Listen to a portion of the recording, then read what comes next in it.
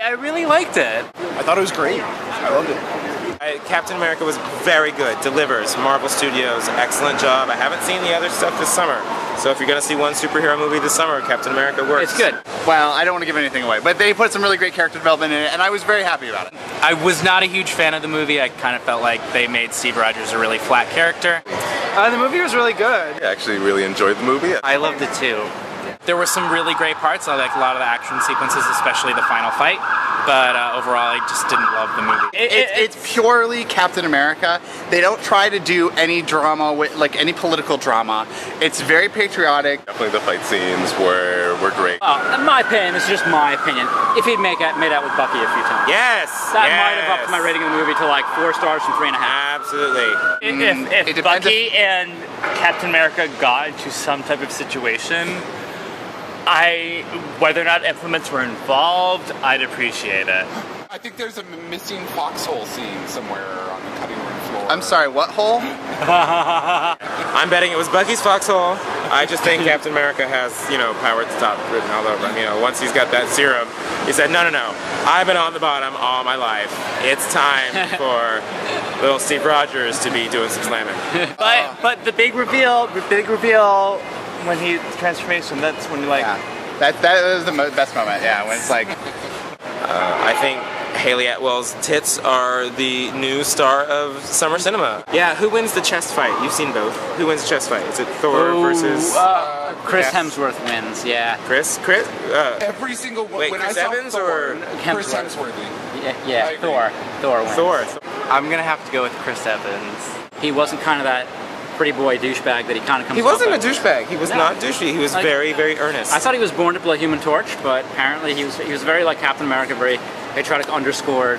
I was surprised to see Anne Boleyn trying to sleep with Captain America. Oh, that made me feel weird inside. I felt like her head needed to be cut off again. Lipstick.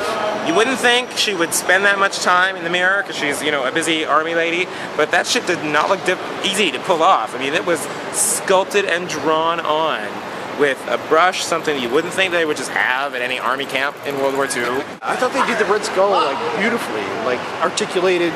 The accent let him really have good. a real face. Red Skull was convincing, but Hugo Weaving is still This is the tough. best Arnold Schwarzenegger I have ever heard.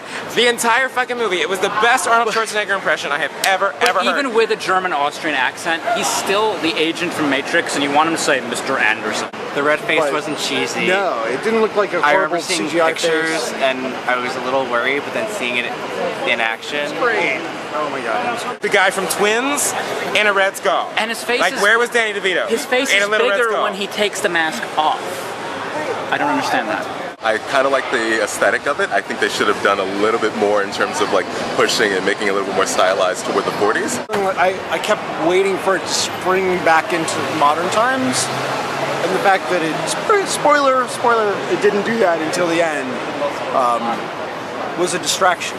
I was really afraid it was going to end up like Green Lantern, because you have a guy who's like nothing, and then he gets powers, and then he fights some bad guys, and there's no real character development. But they put in some really great character development. Yeah, it wasn't as cheesy as Green Lantern was. That's all we can ask for, really. DC doesn't do movies well.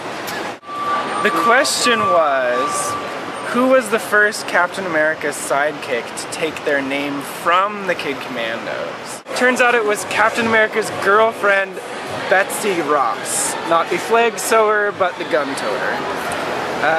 And that would be the answer to the question, and why I got the poster, which I thought had already been handed out at the movie, because I figured one of the nerds would have Googled it previously, but apparently not. Only me. Only you are nerdy enough to Google the Kid Commandos. Trying to stump you nerds.